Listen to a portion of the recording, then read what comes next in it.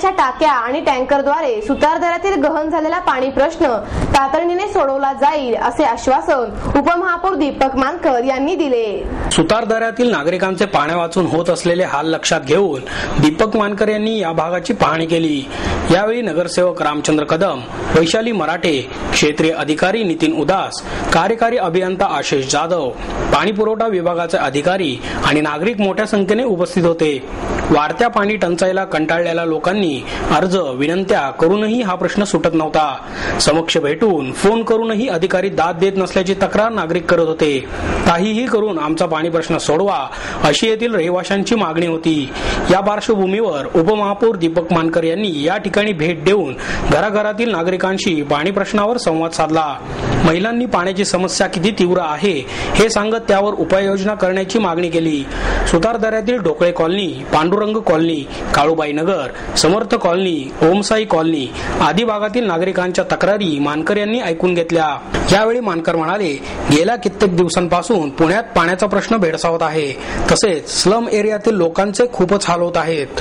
परंतु मी नागरिकांना सांगू इच्छितो की या 2-3 दिवसात पाण्याच्या टाक्या येथे बसवून त्या टँकरद्वारे पाणी पुरवठा केला जाईल आणि तुम्हाला होणाऱ्या पाणी पुरवठ्याचे नियोजन केले जाईल।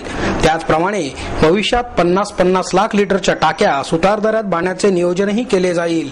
त्यामुळे पुढे कधीही या परिसराला पाणी प्रश्न भेडसावणार नाही। पूर्वी काय झाले यापेक्षा पुढे काय होणार आहे याचा विचार करणे गरजेचे असून सर्वसामान्य नागरिकांच्या मूलभूत गरजा पुरवण्याचे काम ही महापालिकेची जबाबदारी असेल आणि त्या पूर्ण करण्याची जबाबदारी आमची असेल असेही त्यांनी नमूद केले। सुतारदऱ्यातील पाणी प्रश्न सुटावा म्हणून गेल्या 10 वर्षात केल्या गेलेल्या खर्चाचे सोशल ऑडिट व्हावे, मोटारीने पाणी खेचणाऱ्यांवर कारवाई करावी, तसेच येथील बेकायदेशीर बांधकामे आणि त्यासाठी अमाप पाण्याचा वापर करणाऱ्या वजनदार लोकांवर आणि त्यांच्याकडे दुर्लक्ष करणाऱ्या अधिकारी मंडळींवर कारवाई करावी अशी मागणीही येथील नागरिकांनी मानकर यांच्याकडे केली।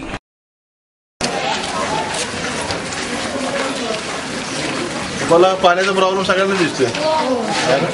आता पाण्याच्या टाक्या उद्या रात्री काय तर परवानगी बसतील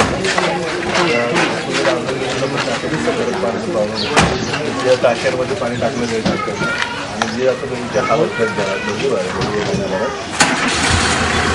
टाकी भरपूर किसकिंदामध्ये डोंगरावर कारण प्रत्येक नाही गल्लीत टाकी ठेवणार कुठे यायला अजिबात पाणी आली नाही आमच्या पाणी झालेलं 10 मिनिटं जर पाणी पाणी सोडत बघा तेवढं पाणी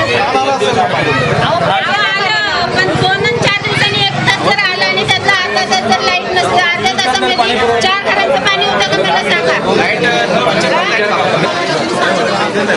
आणि भांडणं लागतात मोठं पाणी लावलं की भांडणं लागतात।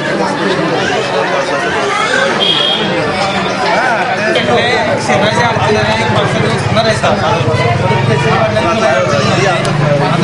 आपल्या शहरावर झाली आपल्याला झालं असं नाही की आपल्या धरणातच पाणी नसल्याने मोठा त्रास निर्माण झालाय तर त्यातून सुद्धा आमची लोक मान्य करतात पाण्याला टाक्यावर सुद्धा तुमची गैरसोय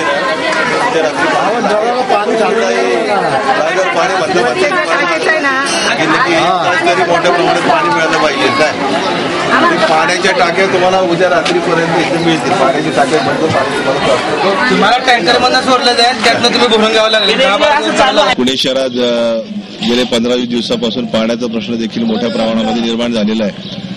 50% पाण्याची कपात पुणे शहरात होत असताना स्लम एरियामध्ये लोकांना अतिशय पाण्याच्या संदर्भामध्ये अतिशय हाल होत आहेत। आता या ठिकाणी माननीय नगरसेवक चंदूशेठ कदम आणि माननीय नगरसेविका वैशाली मराठे हा संपूर्ण सुतारदरा किष्किंधा नगरचा परिसर आहे।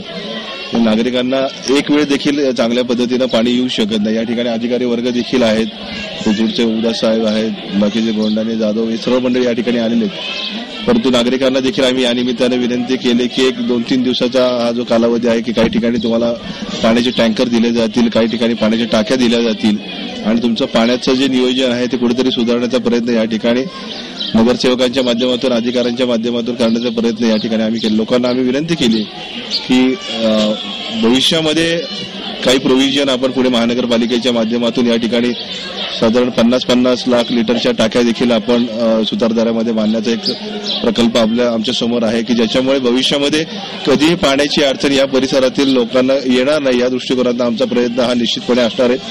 पूर्वी काय झालं याच्यापेक्षा इथून पुढे आपल्याला काय करायचं, सर्वसामान्य नागरिकांचा विचार करून त्यांच्या ज्या मूलभूत गरजा आहेत त्या पुरवण्याचं काम महानगरपालिकेची ही जबाबदारी आणि ते पुरवण्याच्या दृष्टिकोनातून निश्चितपणे आमचा प्रयत्न राहणार आहे. पाण्याचा प्रश्न 10-15 दिवसाच्या कालावधीमध्ये कुठेतरी थोडा मार्गी लागेल असं वाटतंय, तर या लोकांचे हाल होणार नाही याची जबाबदारी पूर्णपणे आम्ही मंडळी घेणार. कारण की सातत्यानं या ठिकाणी काम करणाऱ्या ज्या महिला भगिनी आहेत की दिवसभर कामाला जायचं, कष्ट करायचं आणि घरी आल्यानंतर परत पाण्याचा प्रश्न त्यांना जीवनामध्ये जर निर्माण होत असेल तर एवढी वाईट परिस्थिती पुण्यासारख्या शहरामध्ये प्रथमच निर्माण झालेली आहे.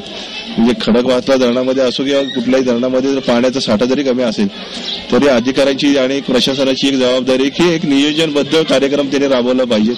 समजा या परिसरामध्ये जर पाणी द्यायचं असेल तर 1 तास तरी कमीत कमी त्या घरामध्ये पाणी यायला पाहिजे.